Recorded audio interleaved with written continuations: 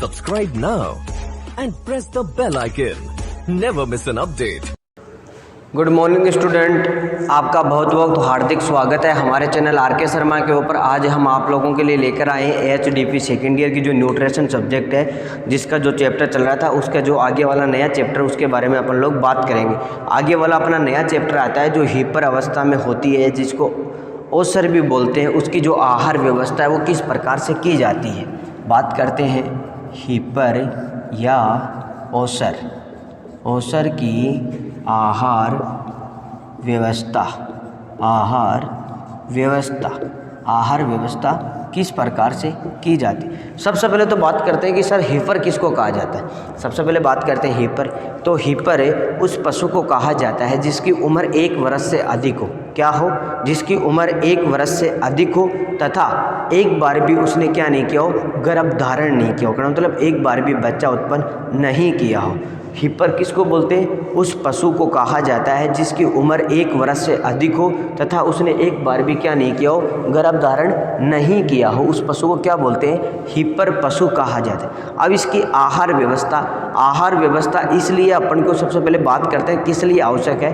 Hepar अवस्था वाले पशु की आहार व्यवस्था अपन भविष्य में मिलने वाले जो उससे उत्पादन है उसको मद्देनज़र रखते हुए की जाती है। किसके आधार पे की जाती है? आगे भविष्य में मिलने वाले उत्पादन के आधार पे की जाती है कि भविष्य में इससे किस प्रकार का उत्पादन लेना है, किस समय में उत्पादन लेता है। समय के अनुसार अगर उत्पादन लेना है तो उसकी आहार व्यवस्था के साथ साथ में आवास व्यवस्था भी अपन को बहुत ही अच्छी तरीके से करनी पड़ेगी। सबसे पहले बात करते हैं, एक हीपर को उच्च गुणवत्ता का अच्छा चारा उचित मात्रा में देना निम्न बातों के लिए आवश्यक है। कहना मतलब सबसे पहले बात आती है कि अपन पशु को हीपर अवस्था में होता है तो उसको अच्छा आहार या चारा क्यों दिया जाता है, उसके बारे में बात करते हैं। सबसे पहले बात करते हैं यौवन अवस्था, प्यूबर्टी एज में लाने के लिए, क्योंकि पशु को अगर समय के अनुसार हरा चारा या आहार व्यवस्था सही तरीके से उसकी आहार व्यवस्था नहीं की जाएगी तो उसके जो प्यूबर्टी एज है, जो यौवन अवस्था उसका आप लोगों को पता ही है, पशु की वह अवस्था जब उसके जो प्रजनन अंग वो सही तरीके से कार्य करना प्रारंभ कर दे।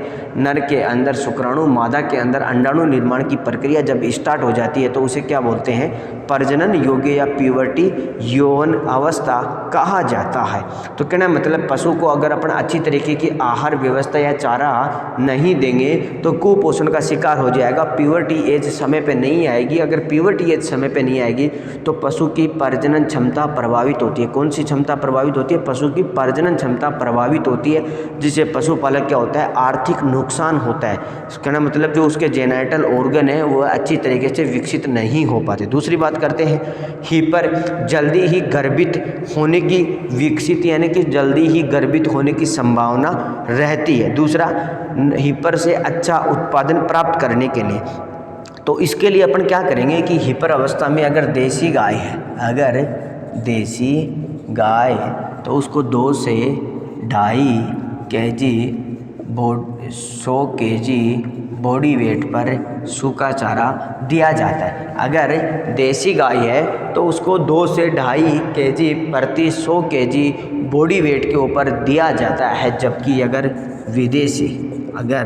विदेशी गाय या भैंस है तो उसको 2.5 से 3 kg 100 kg बॉडी वेट पर क्या दिया जाता है?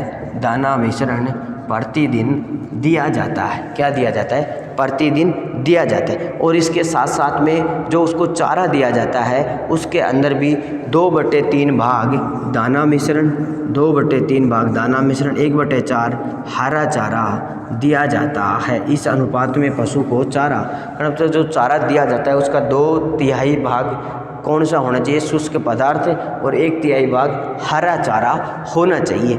इन तथ्यों को ध्यान में रखते हुए पशु की आहार व्यवस्था को कंप्लीट किया जाता है। आगे अपन बात करते हैं, सामान्य एक हीपर को 3 से 5 kg शुष्क चारा व 10 से 15 kg हरा चारा प्रतिदिन देना चाहिए। इसके अलावा 1.5 से 2 kg दाना मिश्रण प्रतिदिन देना चाहिए। इसके साथ साथ में क्या देना चाहिए? 1.5 से 2 kg दाना मिश्रण प्रतिदिन ये क्या है, शुष्क पदार्थ देना चाहिए। और इसके साथ साथ में बात करें तो 30 से 50 ग्राम खनिज लवण, और इसके साथ साथ में क्या 30 से 50 ग्राम खनिज लवण एवं 50 ग्राम नमक भी पशु को प्रतिदिन खिलाना चाहिए। इसके बाद में अपन बात करते हैं किसकी, गाभिन पशु का पोषण। कौन से पशु का, गाभिन पशु का पोषण। तो आगे अपन बात करते हैं गाभिन पशु का पोषण हीपर को इस प्रकार से दिया जाता है। आगे अपन बात करते हैं गाभिन पशु का पोषण।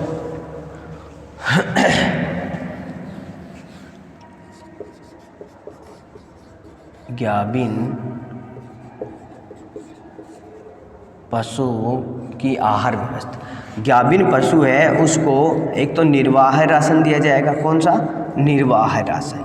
दूसरा कौन सा दिया जाएगा, वर्दी राशन दिया जाएगा, वर्दी राशन दिया जाएगा। तीसरा कौन सा दिया जाएगा, प्रजनन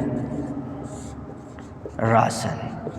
जो गाभिन पशु है उसको निर्वाह राशन, निर्वाह राशन का मतलब होता है पशु को दिया जाने वाला वह राशन जो उसके शरीर को जीवन यापन के मतलब शरीर को यथाशक्ति में बनाए रखने के लिए पशु को दिए जाने वाले राशन को क्या कहा जाता है, निर्वाह राशन। का मतलब उसका शरीर है वो चल सके, पशु के शरीर को ओनली यथास्थिति में या फिर पशु को जीवन यापन करने के लिए शरीर को जितनी ऊर्जा की आवश्यकता होती है उस ऊर्जा की प्राप्ति के लिए जितना राशन दिया जाता है उसको बोलते हैं जीवन, ये निर्वाह राशन। दूसरा आता है वर्दी राशन, पशु को दिया जाने वाला वह राशन जिसमें पशु की वर्दी के लिए दिया जाता है। जैसे दिन प्रतिदिन पशु बड़ा होता जाता है, उसके अंग हैं वो अधिक विकसित होते जाते हैं, उत्तकों की संख्या बढ़ती जाती है, कोशिकाओं की संख्या बढ़ती है, इसलिए उसको ऊर्जा की अधिक आवश्यकता पड़ती है। और इसके लिए ऊर्जा की आवश्यकता पड़ती है तो अपन अलग से क्या करते हैं, आहार व्यवस्था करते हैं, राशन की व्यवस्था करते हैं, जिसको बोलते हैं वर्दी राशन। आगे अपन बात करते हैं, तीसरा अपना राशन आता है प्रजनन राशन। प्रजनन राशन का मतलब होता है पशु को गर्भित होने या हीट में या ताव में आने से 2 से 3 सप्ताह पूर्व, कितने हैं, 2 से 3 सप्ताह पूर्व ये राशन दिया जाता है ताकि पशु सही समय पर हीट में आ सके, गर्भित हो सके, बच्चों की संख्या बढ़ सके, अंडों की संख्या बढ़ सके। अंडाशय से उत्पादन होते वाले अंडों की संख्या को बढ़ाने के लिए पशु को दिया जाने वाला राशन कौन सा होता है, प्रजनन राशन। का मतलब पशु की जो प्रजनन काल है, पशु जब गर्भित होता है, पशु के जब पेट में भ्रूण में बच्चा होता है उस समय या उससे पहले दिए जाने वाले राशन को क्या बोलते हैं, प्रजनन राशन बोलते हैं।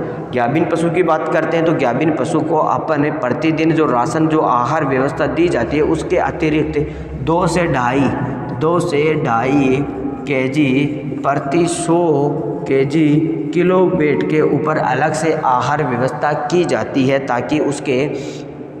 ताकि उसके भ्रूण में जो बच्चा है उसका भी अच्छी तरीके से क्या हो सके, विकास हो सके। साथ साथ में अपन देखते हैं कि पशु को 60 से 90 दिन के लिए शुष्क करते हैं। क्या करते हैं, शुष्क करते हैं। शुष्क काल बताएंगे। शुष्क करने का मतलब होता है पशु को दुग्ध के लिए छोड़ देना, पशु से दुग्ध उत्पादन हो रहा है उसको बंद कर देना, पशु को कुछ समय के लिए रेस्ट करना। क्योंकि पशु जो भ्रूण होता है उसका जो विकास होता है वह अंतिम तीसरे माहों में ज़्यादा होता है। 6 माह तक तो धीमी गति से विकास होता है, जबकि लास्ट वाले अंतिम तिमाही में ज़्यादा विकास होता है। क्या होता है, ज़्यादा विकास होता है। इसलिए पशु को आहार व्यवस्था की अधिक आवश्यकता पड़ती है। जो पशु से बात करें तो आहार दिया जाता है उसके अंदर टीडीएन की मात्रा 70% होनी चाहिए, जबकि डीसीपी की मात्रा 12 से 18% होनी चाहिए। गाभिन पशु को दिए जाने वाले आहार के अंदर टीडीएन की मात्रा 70%, डीसीपी की मात्रा 12 से 18% होनी चाहिए। दूसरा आगे बात करते हैं, गाभिन पशु के राशन या खुराक में फास्फोरस व कैल्शियम की मात्रा प्रचुर होनी चाहिए। जो गाभिन पशु को दिया जाता है उसमें कैल्शियम व फास्फोरस की मात्रा अच्छी तरीके से होनी चाहिए जितने पशु शरीर के लिए आवश्यक होती है। कैल्शियम और फास्फोरस का शरीर के अंदर अनुपात होता है 2:1 के अंदर ही उपस्थित होते हैं और इनके लिए जितनी आवश्यकता होती है उतना उनको देना चाहिए। साथ साथ में अगर आगे अपन बात करते हैं, इससे अधिक विकास अंतिम 3 माह में होता है, जिसे अंतिम 3 माह में 1 से 3 केजी दाना मिश्रण पशु को प्रतिदिन दिया जाता है। तो ये किसकी होगी? गाभिन पशु की आहार व्यवस्था। आगे अपन बात करेंगे गाभिन और दुधारू पशु। तो गाभिन पशु व दुधारू पशु, गाभिन व दुधारू पशु। तो गाभिन पशु के लिए तो यह आहार व्यवस्था तो अलग से दी जाती है, इसके साथ साथ में एक आहार अलग से जोड़ दिया जाता है। जो कितना जोड़ा जाता है? वो जोड़ा जाता है 2 से 2.5 लीटर दुग्ध उत्पादन पर 1 केजी दाना मिश्रण, 1 केजी दाना मिश्रण। अगर आपका पशु 2 से 2.5 लीटर दुग्ध उत्पादन कर रहा है तो यह गाभिन भी है और वो दुधारू पशु भी है। गाभिन भी है और दुधारू का मतलब गाभिन भी है और साथ साथ में दुग्ध भी दे रहा है। तो उसको प्रजनन काल के साथ साथ में कौन सा राशन और देंगे? उत्पादन राशन। कौन सा देंगे? उत्पादन राशन। कौन सा देंगे? उत्पादन राशन। और उत्पादन राशन दिया जाता है 2 से 2.5 लीटर दुग्ध उत्पादन पर कितना? 1 केजी दाना मिश्रण पशु को अलग से दिया जाता है। और ये हो गया कौन सा? गाभिन व दुधारू पशु की आहार व्यवस्था। आगे अपन बात करेंगे जो वर्ध पशु है। कौन सा? वर्ध पशु का मतलब प्रौढ़ पशु की आहार व्यवस्था। वर्ध पशु की आहार व्यवस्था। आगे अपन बात करेंगे वर्ध पशु की आहार व्यवस्था। वर्ध पशु की आहार व्यवस्था। वर्ध पशु की आहार व्यवस्था का मतलब हो गया कि पशु को सिर्फ उसके शरीर है उसको यथाशक्ति बनाए रखने कहने का मतलब जिस प्रकार से उसका शरीर चल रहा है, जीवन निर्वाह है, इनको सिर्फ कौन सा राशन दिया जाता है? निर्वाह राशन। कौन सा राशन दिया जाता है? निर्वाह राशन। कि उनका जो शरीर है वह कंटिन्यू चलता रहे, काम करता रहे। कहना मतलब पशु को दिया जाने वाला राशन जिससे उसके शरीर के लिए आवश्यक ऊर्जा की पूर्ति करने के लिए जितने राशन की आवश्यकता होती है उतना राशन उनको दिया जाता है। कहने का मतलब इस प्रकार के पशु को केवल उसके शरीर की यथास्थिति बनाए रखने के लिए पोषण दिया जाता है, क्योंकि पशु से किसी प्रकार का उत्पादन व शारीरिक वृद्धि नहीं हो रही। इसमें केवल शरीर की जो क्षति या नुकसान होता है उसकी पूर्ति के लिए पशु को राशन आहार दिया जाता है, निर्वाह राशन या आहार दिया जाता है। वो दिया जाता है 2 से 2.5 केजी, 2 से 2.5 केजी प्रतिदिन,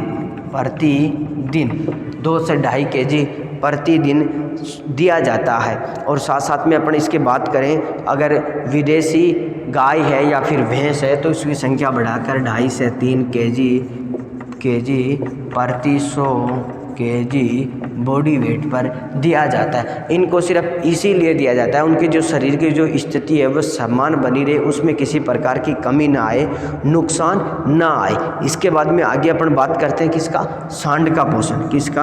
आगे अपन बात करते हैं सांड का पोषण।